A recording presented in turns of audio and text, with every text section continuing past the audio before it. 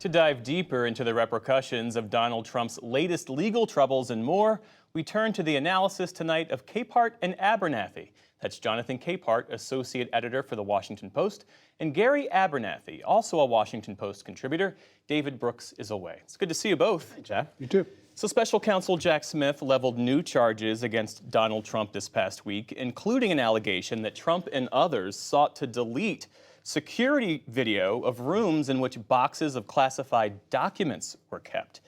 Gary, how do these additional charges change or expand our understanding of this case?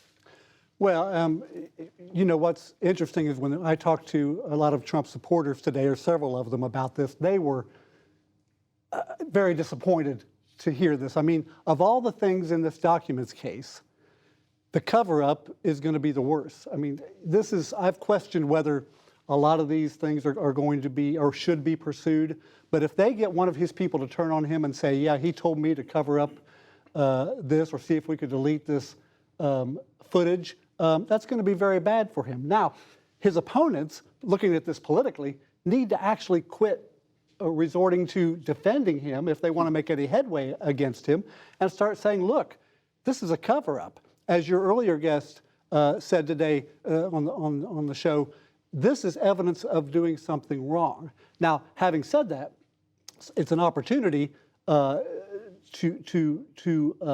separate Trump from his supporters, but to do that, Jonathan and Jeff, the DOJ also needs to realize, look, we've got two parallel things going on here, and we can't seem to have a double standard. Here you had a week where the president's son was in court trying to, do a sweetheart deal, plead to 2 misdemeanors, and he thought be exempted or be immunized from any other crimes that he may have committed.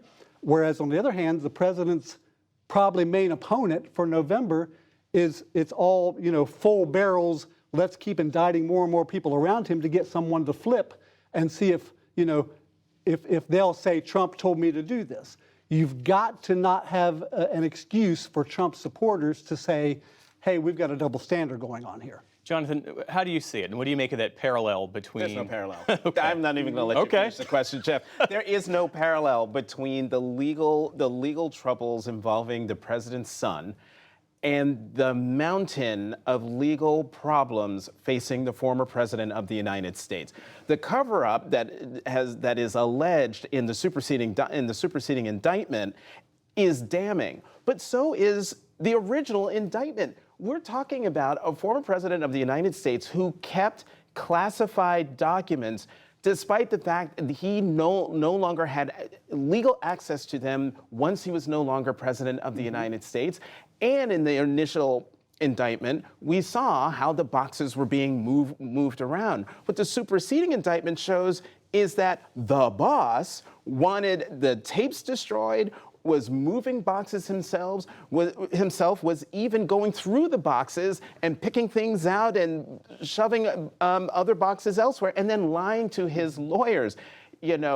If Trump supporters are disappointed by the cover-up, that's on them. Mm-hmm. What the American people are learning is that the former president of the United States looks even worse now after this superseding indictment than he did with the original indictment, as we're waiting for a possible indictment in the other Jack Smith investigation.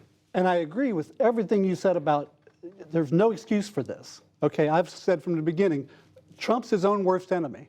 Trump should have given these documents back the minute he was asked to give them back. But there's also, let's don't pretend there's not a public perception element of this too that's going to be very important to successfully prosecute Trump. You need more of the public to weigh in and say, this is the right thing to do. And to do that, you need the confidence that the DOJ plays it straight down the middle on high-profile cases, both involving the president's likely opponent in November and the president's son. Well, we have a new PBS NewsHour NPR Marist poll that doesn't ask that question, but asks a similar one. It looks at how Trump's legal troubles are resonating among the electorate. And 51% of those responding to this poll said that they believe that Trump has done something illegal. 27% say that he's done something unethical but not illegal. And then 19% say he's done nothing wrong. And this poll was conducted, as you see there, between July 24th and July 27th. So what do you make of those results, Jonathan? Well, I take solace in the fact that a majority of the country views what the former president did as illegal. If you add the 27% who think that what he did was unethical, but maybe not illegal, I'll take that too. You add those two together, if my math is right, that's, my math is wrong that I wrote, it's actually 78% of the country thinks he's shady. If you put the two together, that tells me that the investigations and the impact of what we're learning is having an impact on the way people are viewing the former president. And I think rightly, the 19% who view him as having done nothing wrong, that is not surprising. Right. That is well, if you take that middle result, though, and group it with the others that say we don't think it's illegal, you've got a group that says, about half saying it's not illegal. They may say it's unethical, but it's not illegal. It's not about half, it's 46%. Well, So just less than when half. is 46% not about half, John? Well, when 51% say that he's done something 51 is bigger illegal. than 46, we will Exactly. agree on that. And there's also the margin of error. So yeah, we'll table that for now. Oh, But Gary, what are we to make of Donald Trump's hardwired fixation with Hillary Clinton's email server during the campaign? An email investigation that ended without charges. The lock her up chance. It was a call and response at all of those rallies. I was there covering it. And now, fast forward to the current moment, Donald Trump is accused of trying to wipe a server that had video footage of the mishandling of classified documents. So are you saying that perhaps we'll get the same result with the Trump case as we got with the Hillary case, which was no charges? And that's the problem that a lot of the country has with what they see. That's why they bring up Hillary Clinton. Hillary Clinton, very similar situation as you point out. No charges, no reasonable prosecutor would bring charges, was the famous quote from FBI Director James Comey. A lot of people just have never bought that, and so they're going to question, okay, why is Trump being treated differently?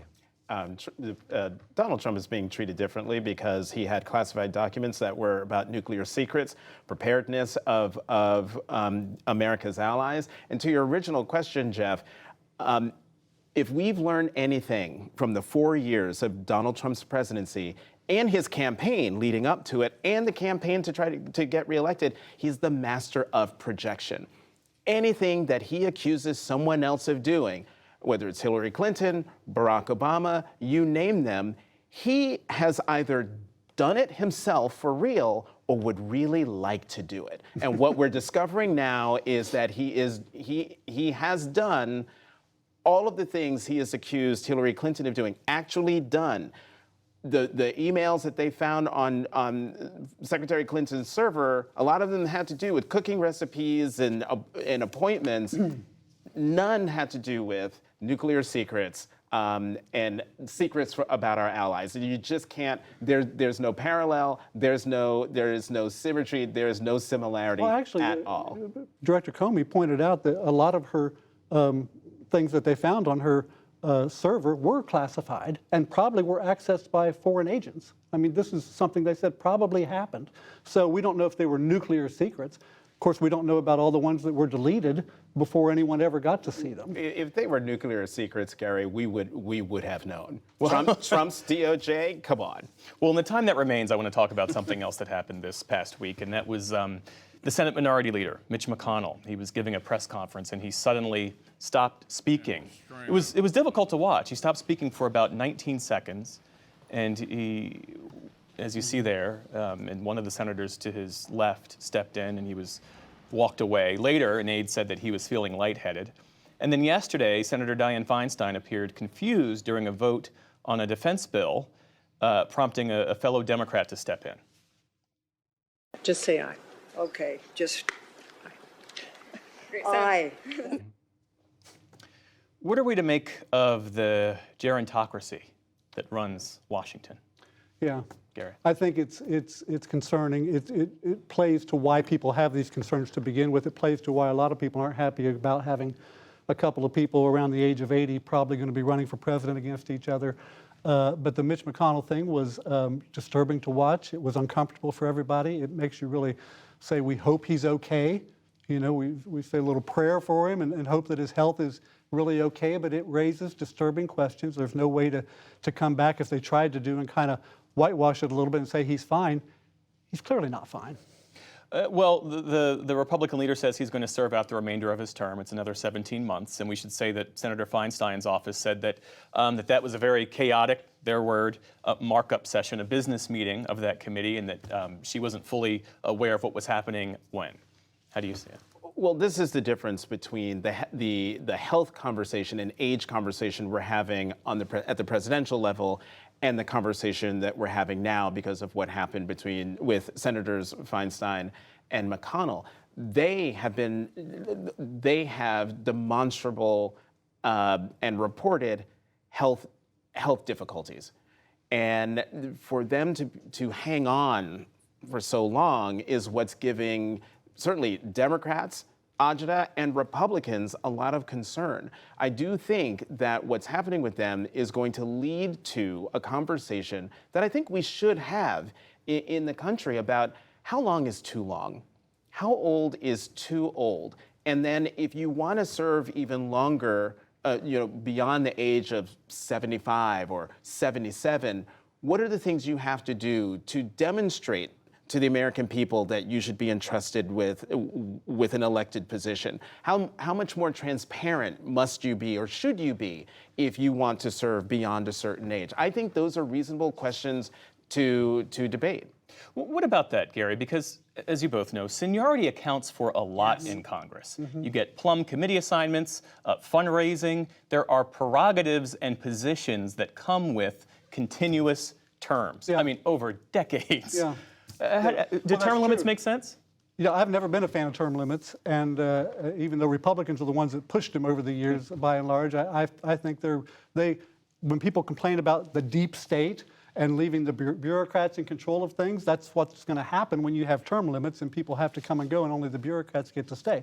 But I don't like an age limit. I don't like saying 80 is the age or 75 is the age, but I do think some cognitive testing or something like that is not unreasonable, especially when you see what we've seen today. And the key thing you lose with term limits is expertise. That is the key thing. Jonathan Capehart and Gary Abernathy. Great to see you all both. Have a good weekend. Thank you. Take care.